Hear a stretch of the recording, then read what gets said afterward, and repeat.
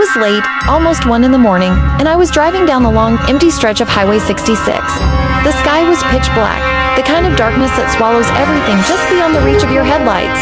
I was heading home from my sister's place, with the radio playing just loud enough to keep me from dozing off. That's when I saw her. A woman, standing on the shoulder of the road. She was wearing a pale, almost white dress, and her feet were bare against the cold asphalt.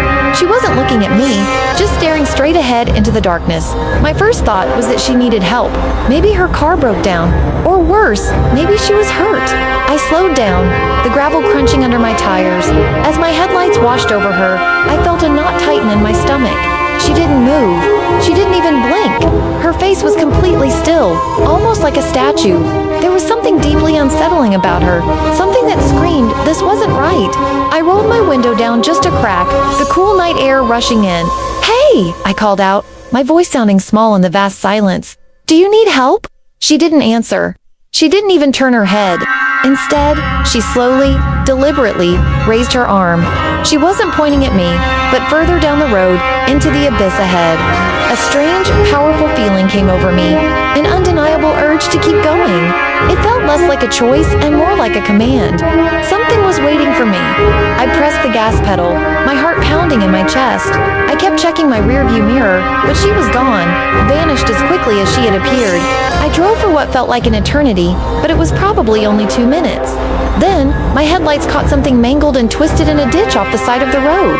A car flipped completely over, the headlights were shattered, glass was sprayed across the asphalt like glitter, and a thin wisp of smoke was still rising from the engine. Adrenaline shot through me. I slammed on the brakes, jumped out of my car, and scrambled down the embankment. Inside the wreckage, a man was trapped, slumped over the steering wheel. He was unconscious, but I could see the faint rise and fall of his chest. He was alive. My hands were shaking as I pulled out my phone and dialed 911. The operator's calm voice was a lifeline. She told me to stay on the line, to try and keep him awake until help arrived. I knelt beside the twisted metal, talking to him, telling him that help was on the way, that he was going to be okay. When the flashing red and blue lights finally cut through the darkness, it was the greatest relief I've ever felt. The paramedics and firefighters worked quickly, using their tools to cut him free. As they loaded him into the ambulance, one of the firefighters came over to me. He had a tired but kind face. "How did you know to stop? There's no way you could have seen the wreck from the road." I took a deep breath. "The woman," I said, "the woman on the road, the one in the white dress. She pointed me this way." He looked at me with a strange, puzzled expression. "What woman?" he asked. I pointed back up the highway to the spot where I had seen her. She was standing right there. The firefighter's gaze followed my finger, then he slowly shook his head. He looked back at me, his voice dropping to a quiet, almost reverent tone. "You're not the first person to say that." He paused, taking a breath before he continued. 8 years ago, a young woman died on this very stretch of highway. A drunk driver hit her car late at night. The story goes she managed to crawl out, bleeding, and tried to flag someone down for help. But car after car just drove past. No one stopped. He let that sink in. She died right there, on the side of the road. Ever since, drivers have reported seeing her. Sometimes she looks lost, just wandering, and sometimes ... sometimes she points.